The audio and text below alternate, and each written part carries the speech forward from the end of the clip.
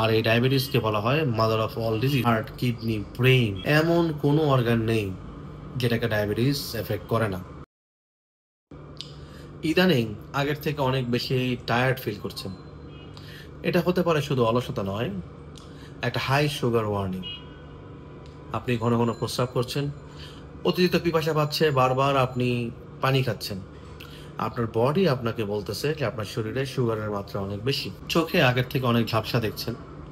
আপনার ডায়াবেটিস আপনাকে বলছে আমাকে দেখো।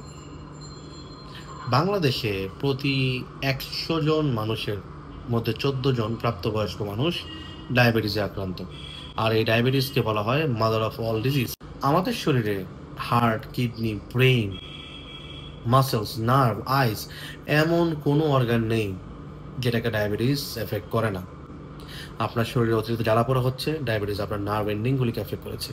আপনি চোখে ঝাপসা দেখছেন, ডায়াবেটিস আপনার রেটিনাকে আক্রান্ত করেছে। প্রস্রাবের মাত্রা দিন দিন কমে গেছে, প্রস্রাব আগের তুলনায় কম হচ্ছে, প্রস্রাবে ফেনা বেশি হচ্ছে, হাত পা ফুলে গেছে, আপনার কিডনি আক্রান্ত হয়েছে। এর বাইরে স্ট্রোক, হার্ট অ্যাটাক এগুলো তো রয়েছেই।